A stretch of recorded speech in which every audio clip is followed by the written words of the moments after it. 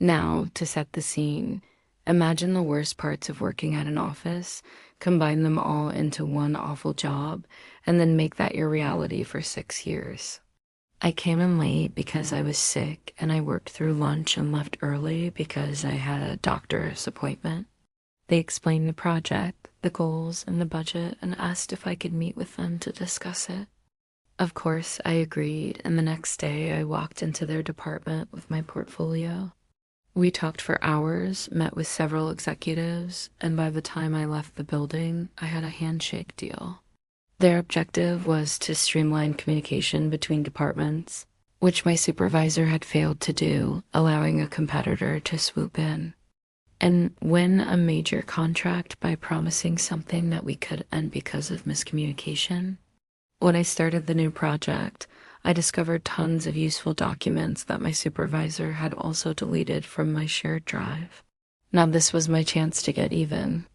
When she bragged about how much money she saved by not letting me work overtime, I knew exactly how much it would cost her. I kept track of all my billable hours. After 6 weeks, I emailed the CEO the bill for 198 hours, and he paid it without even looking at it. He said it was an investment. 4 months later, I presented my results and laid out the costs of poor management and the benefits of streamlining communication. 2 months after that, I got a call from my old supervisor. Her team was now working on their annual budget, and they needed me to train them on the software I used to build theirs.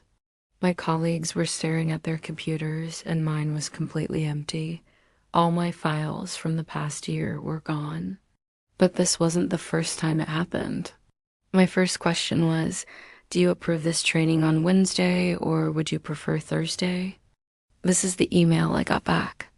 Zelda, your stupid games are not funny. How dare you? You think this is a game? You're nothing but trouble. Don't contact me again. And I forwarded that email to the CEO. Next thing I know, she's in my old office screaming at me, "How dare you forward my email to him?" That was a private conversation. Then I got my last laugh.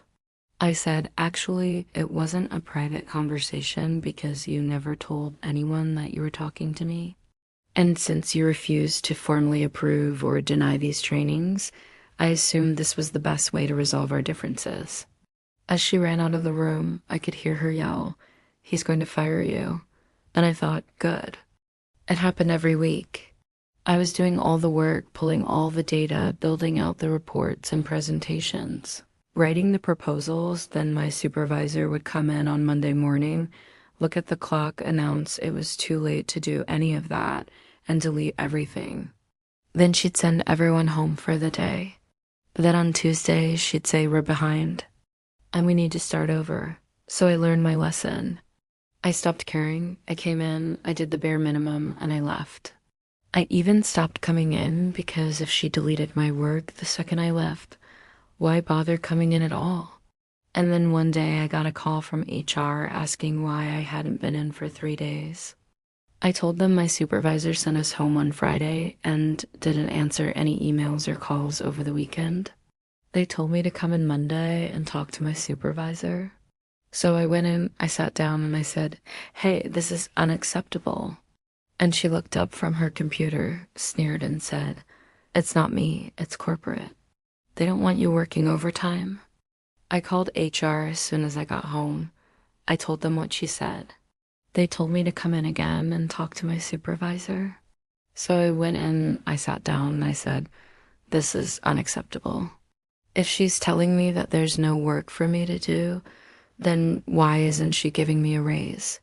HR called my supervisor in, and I heard yelling. And when they came out, my supervisor was white as a sheet. She tells me, "You need to know who you're dealing with here. We can make your life very difficult, like removing your access badges, ending your employment, filing negative references." And I said, "You already have. Look at my badge. You fired me 2 weeks ago." She screamed at the top of her lungs, "I am your supervisor. You are beneath me. Do not forget who's in charge around here." And I walked out knowing exactly who was in charge. 3 weeks later, I got a call from another department asking if I was interested in taking over a project that had been going on for 2 years with no end in sight. And now it's time for the most satisfying part. Every training had to be approved by my supervisor. So I emailed her